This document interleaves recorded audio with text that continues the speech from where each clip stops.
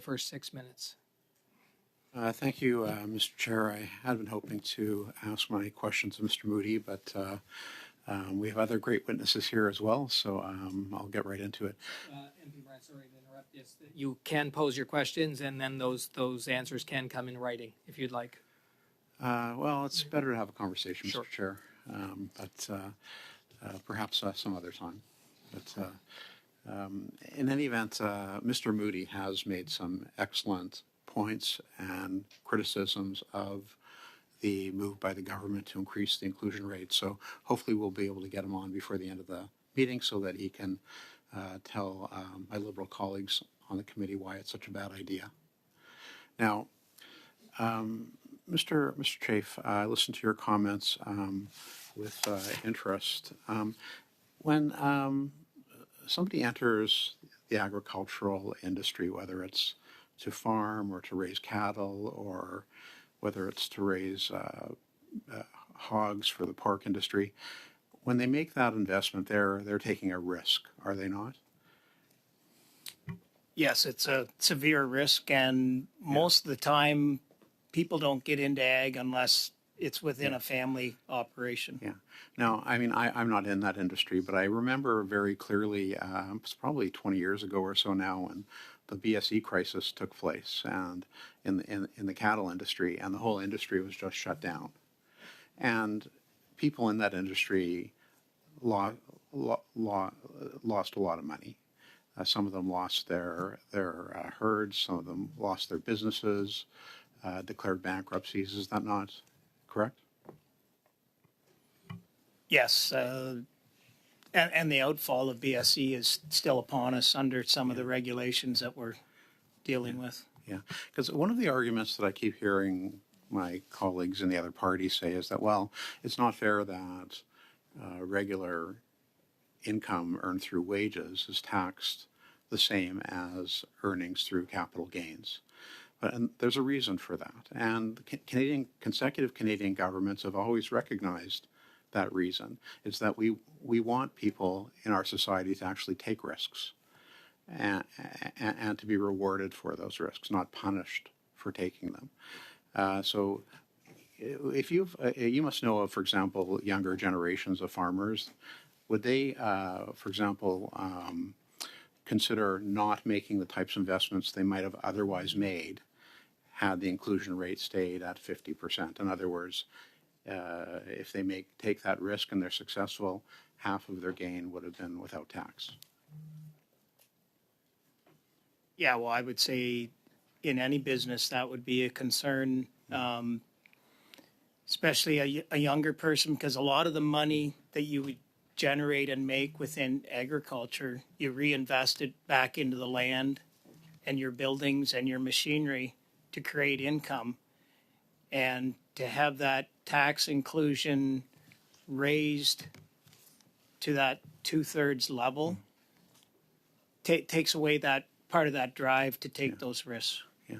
Now, Mr. Giroux, I just wanted to ask you a couple of questions. You said you're going to be doing an analysis of how many people are going to be affected. Now, I realize you don't have the results of that analysis here, but I thought I'd just ask you what types of areas you're going to explore, because the Liberals have said that only 0.13% of Canadians are affected by the increase in inclusion rates. And we've heard testimony from many people at this committee who are not in the 0.13%, including Larry the plumber from my home province of Manitoba, who laughed when I asked him if he was in the 0.13%, who was clearly affected by this change. But there are other areas where people could be drawn in, are there not? For example, corporations don't get that $250,000 threshold. That's got to be hundreds of thousands of people. Would it not be? Yes, the number of individuals and corporations affected is in the thousands. But to go back to the first part of your question, the analysis that we will undertake once we can link the data is to look at whether these dozens of thousands of people that are affected each year, will they be just one-off events in their lifetime, or will it be multiple occurrences throughout a taxpayer's life? Thank you. And we also be looking at indirect effects. For example, I think you mentioned that you would be. So, for example, publicly traded corporations. There are millions of shareholders in publicly traded corporations across the country. Many of them recognize capital gains, if not every year, often in the course of their business over the years. We'd be looking at that as well. Thank you for the question. We will be looking at how many corporations are affected either every year or once in a number of years.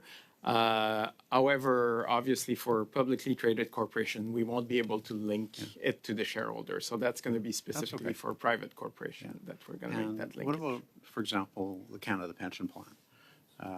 It is invested in corporations that also realize capital gains, is it not?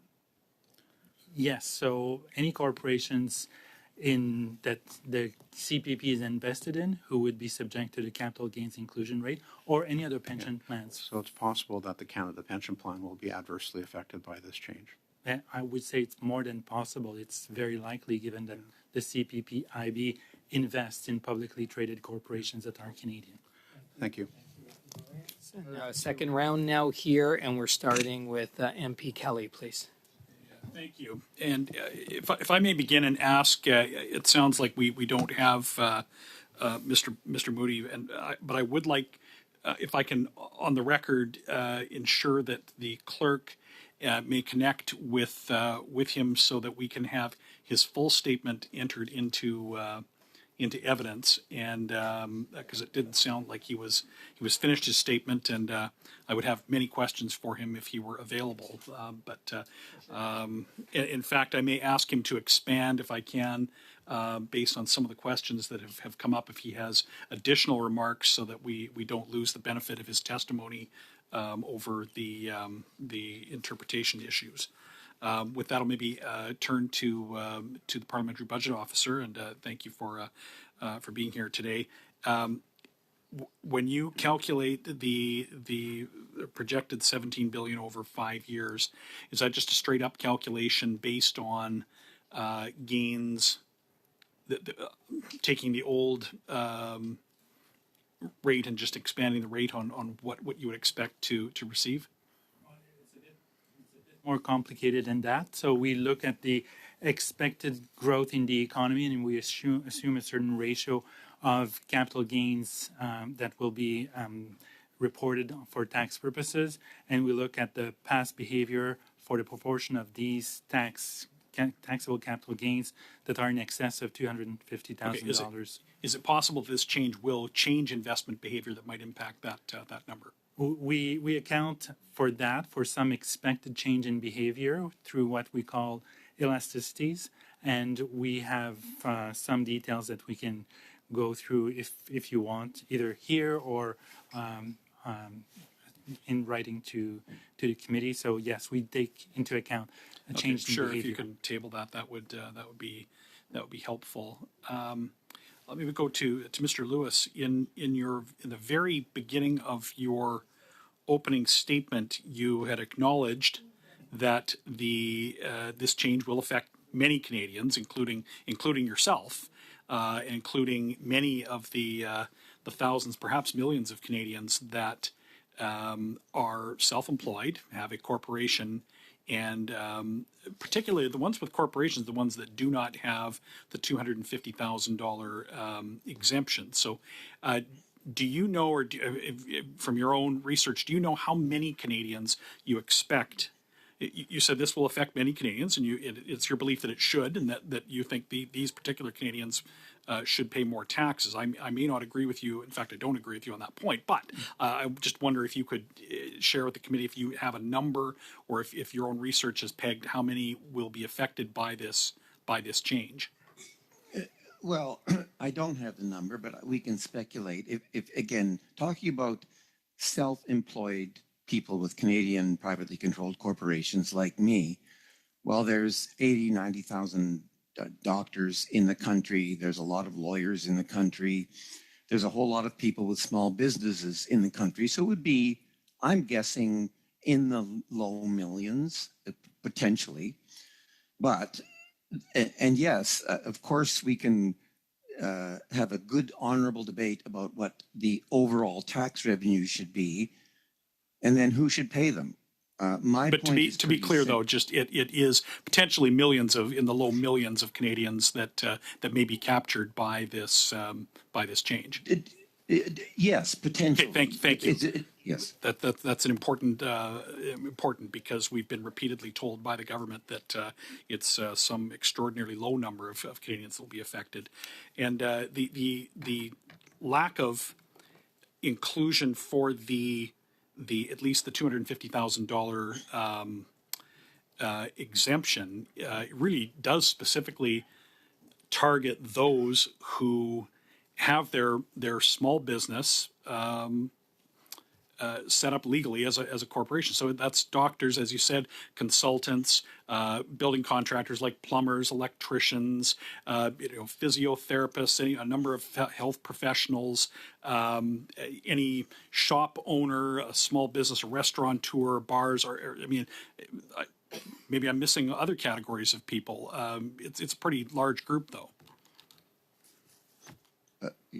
Yes, it's a large group, and it's partly a large group because we allow a very large number of people to incorporate, and if you allowed everybody to incorporate, you would have exactly the same situation.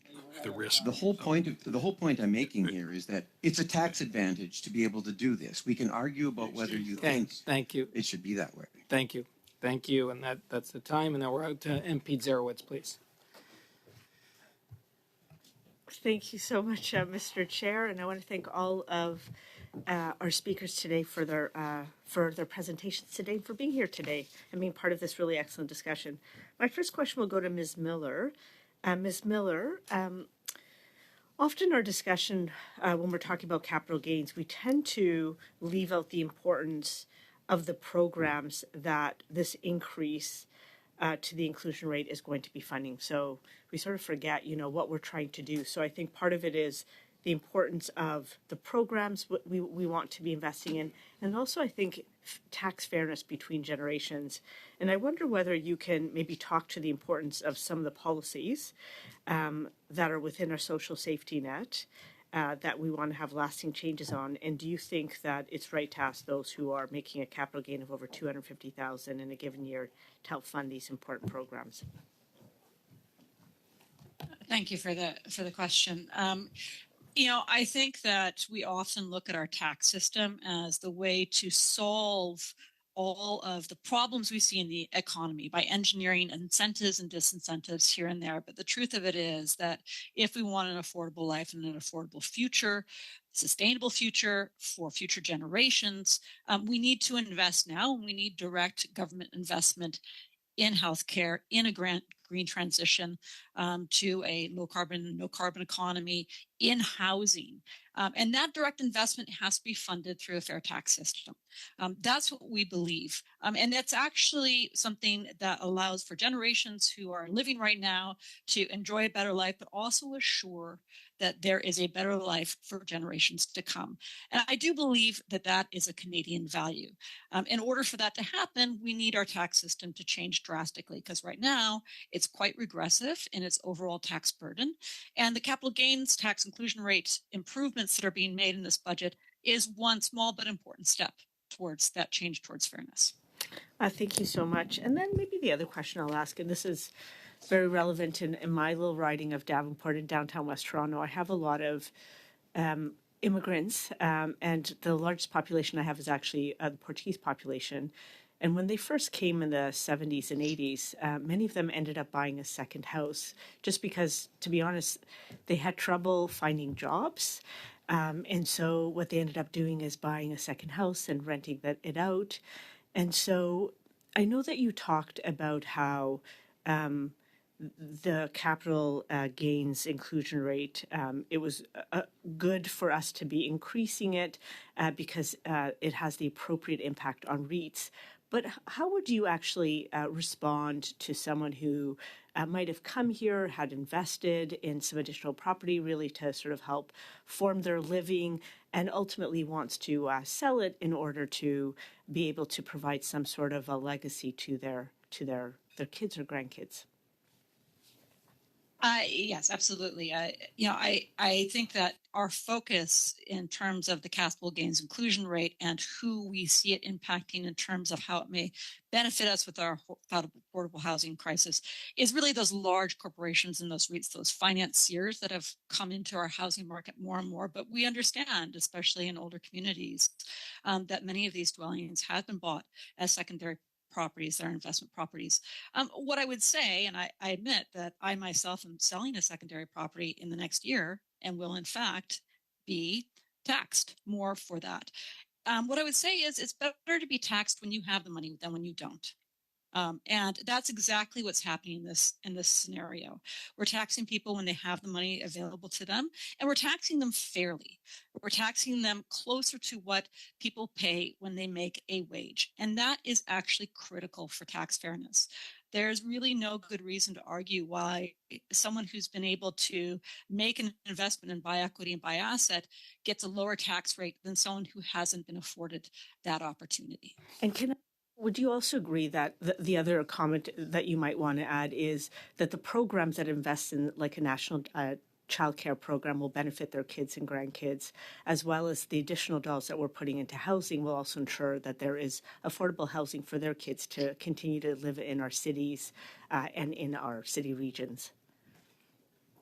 I tell you, the reaction that we had to our report is absolutely that people want to see affordable housing now and in the future, largely for their kids. Everyone I talk to over 50 is worried about that. And so if we can, show that these taxes are going to direct investment like that, I think that that's a win-win. Thank you. Just before we go to MP Samaria, Mr. Moody, I think that you may be working now. Your mic, you got to put your boom between your lips and your nose. So right, but I guess about there. But we're going to go to members' questions, and if anybody has a question, we'll try you. So MP Samaria, please. Oui, merci, monsieur. Thank you, Mr. Chairman. I have a question for Mr. Giroux. Today, Joël Denis Bellavance in La Presse wrote that there was a vote on the Ways and Means motion, but we don't have the text of the bill. The bill hasn't been voted on.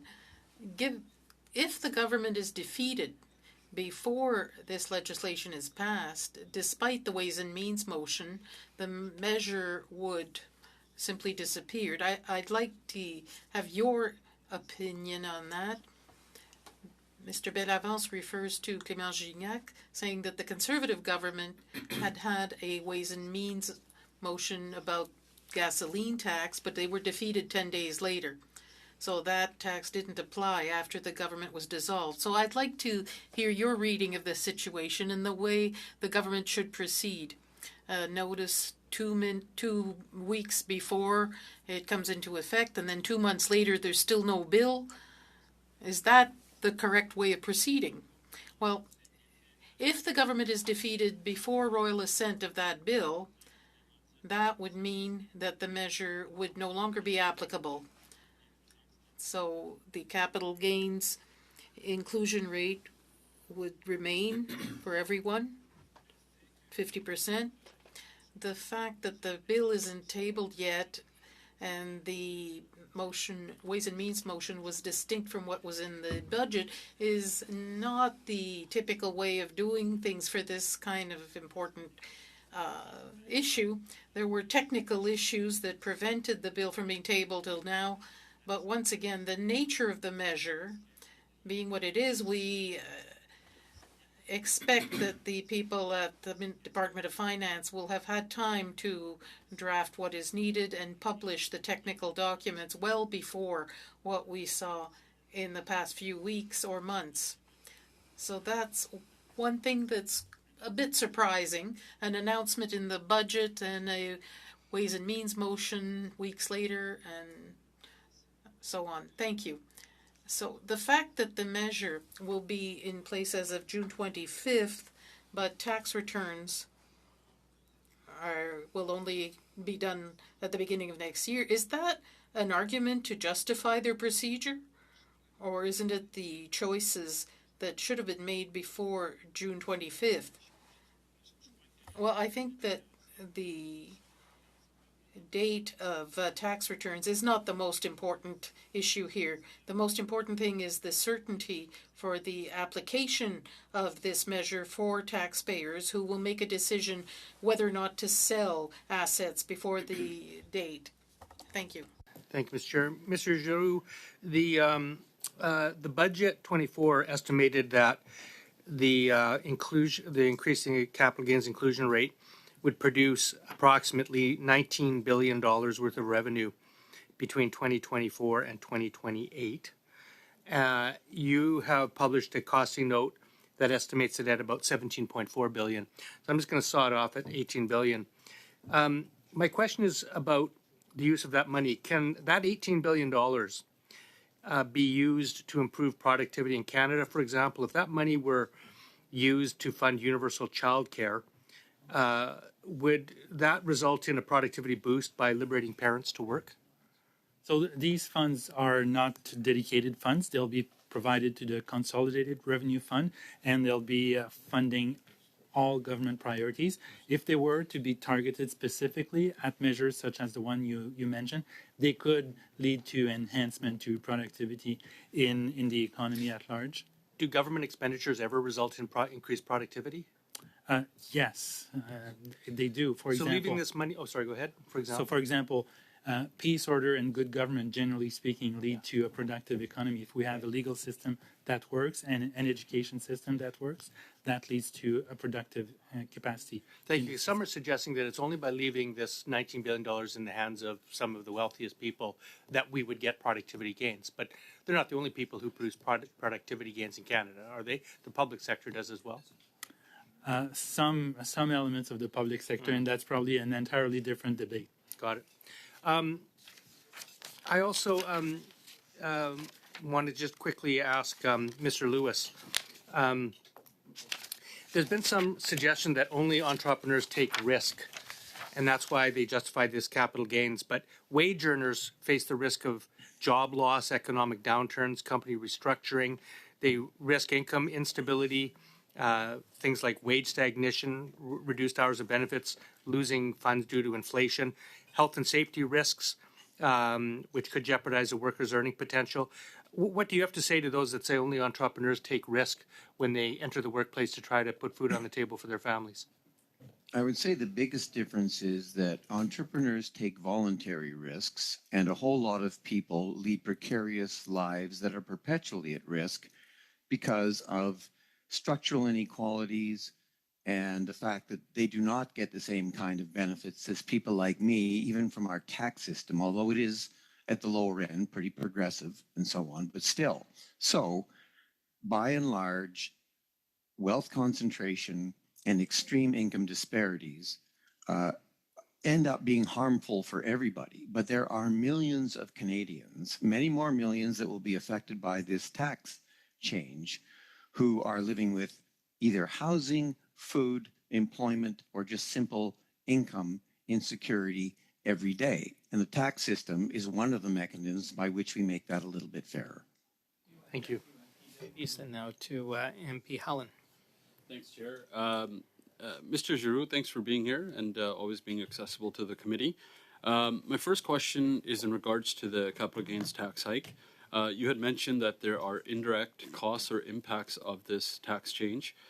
Could you expand a little bit more on that? And also included in that, talk about the impact on jobs and wages. Does this change impact those things? So I'll ask my colleague to talk about the indirect impact of the capital gains. He's much more of a tax expert than I am. Thank you.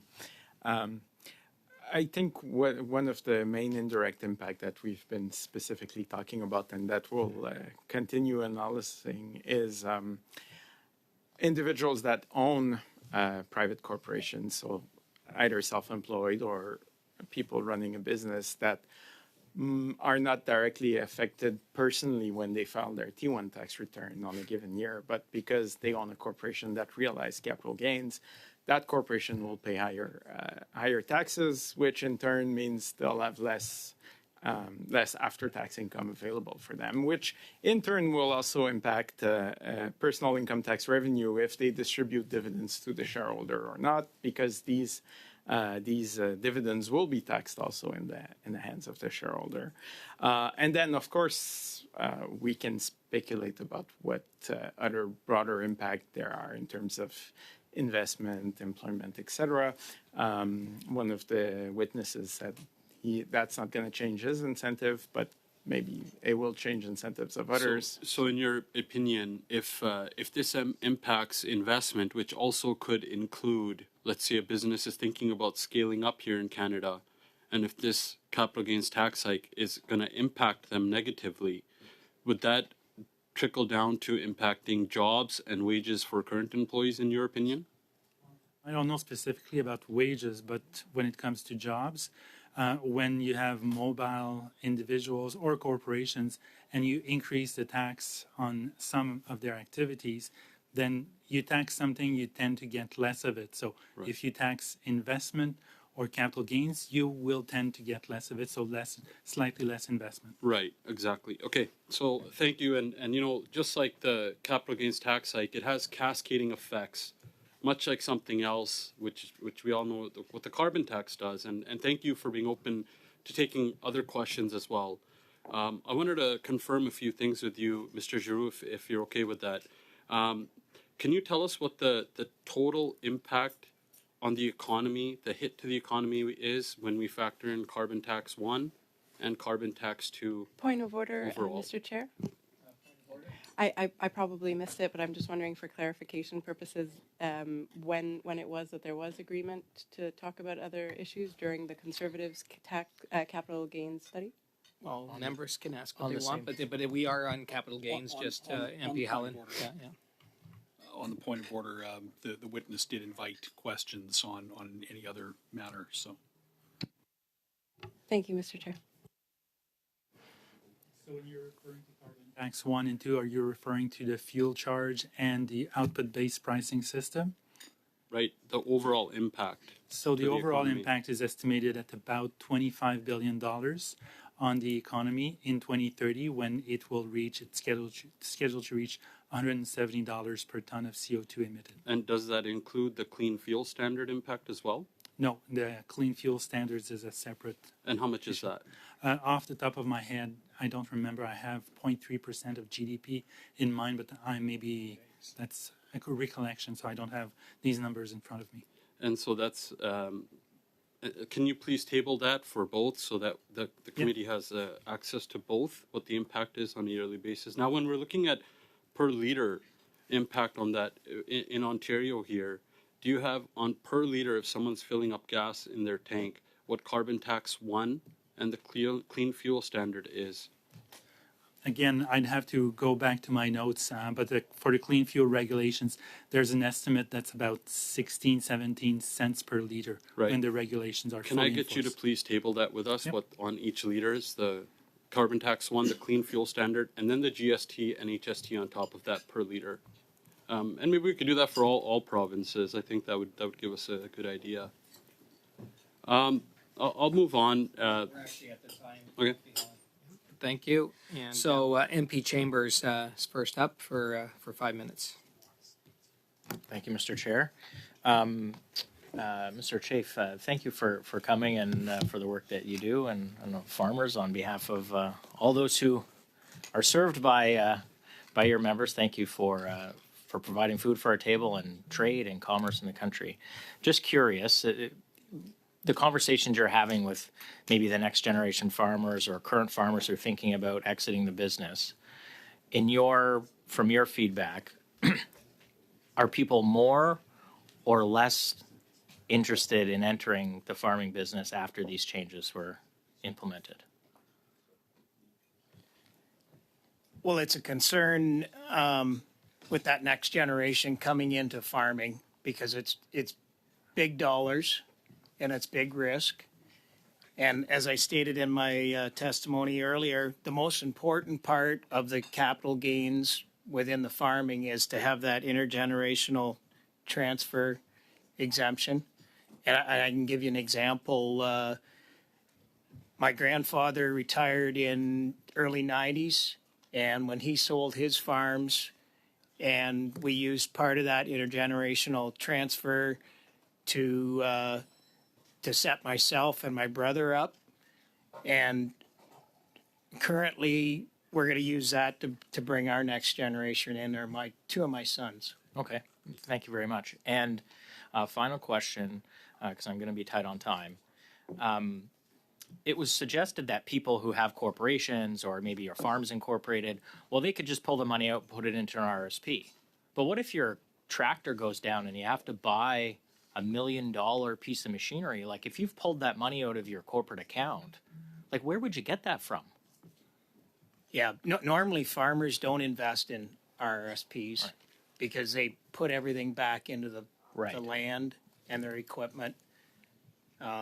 Okay, thank you very much. That's perfect. I have to move fairly quickly here, so I apologize, but thank you. And Mr. Moody, there's some rumblings that the government might be considering like a wealth tax.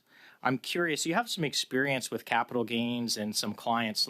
Have you had more people exploring leaving the country now after the capital gains tax, and what would happen if they brought in a wealth tax? Thanks, Mr. Chambers.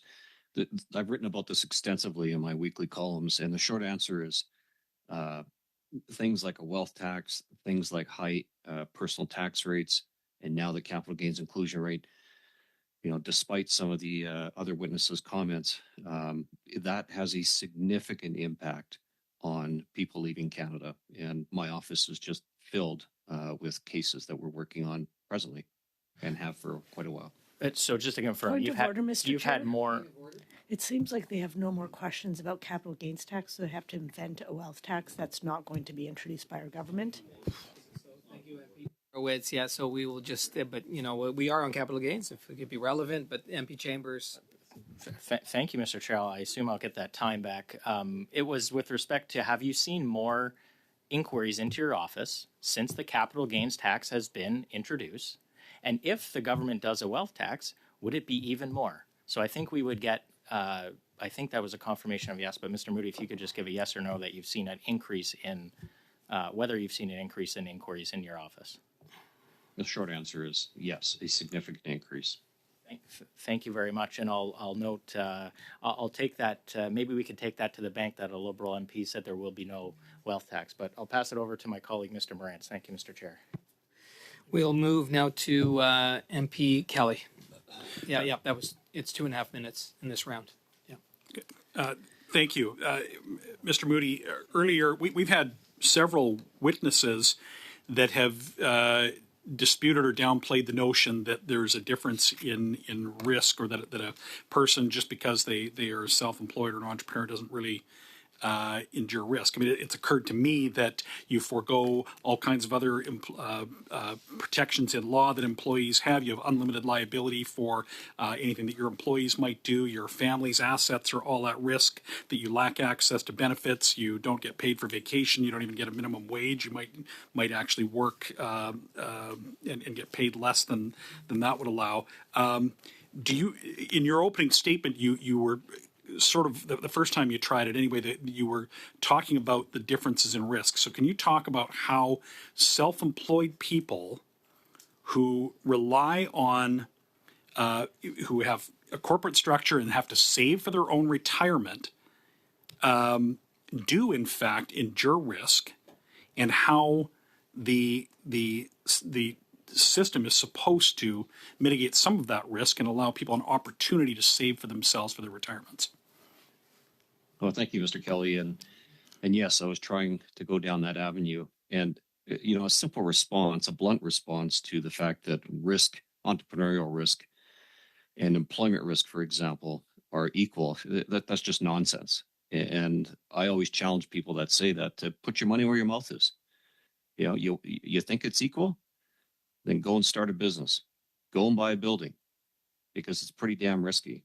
And you know, I've experienced it myself. All of my clients who are entrepreneurs, which we have many of them, you know, they experience the ups and downs, and there's a lot of downs. And so the short answer is The tax system, in my view, has done a nice job historically of acknowledging that risk and encouraging entrepreneurs to take that risk.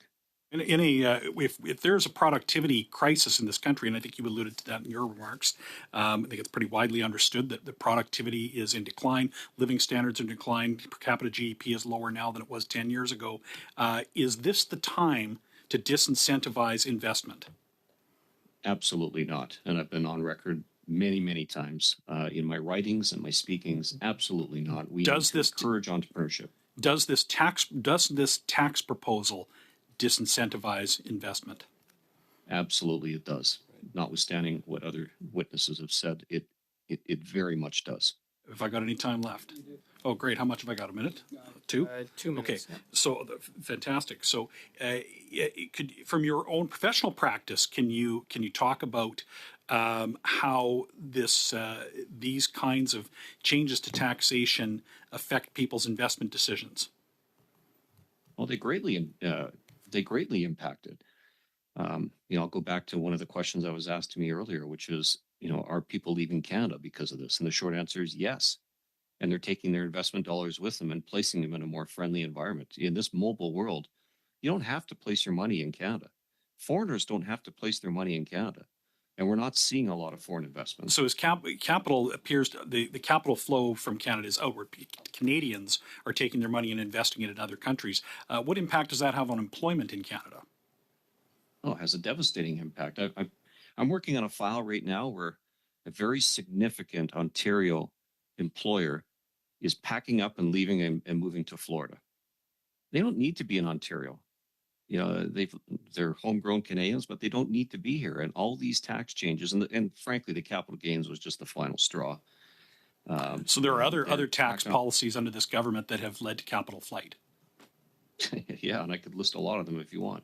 Please. High personal tax rates, changes to private corporations and their shareholders that was introduced in 2018, the anti-income splitting rules, even some of the real estate measures, the ridiculous short-term rental stuff. People which is very, very ridiculous and dangerous, frankly, for Canada. And, numerous floats by the Prime Minister's Office of a wealth tax, which of course hasn't been implemented. And so anyhow, long story short is all these things spook entrepreneurs and have them looking elsewhere. MP Kelly and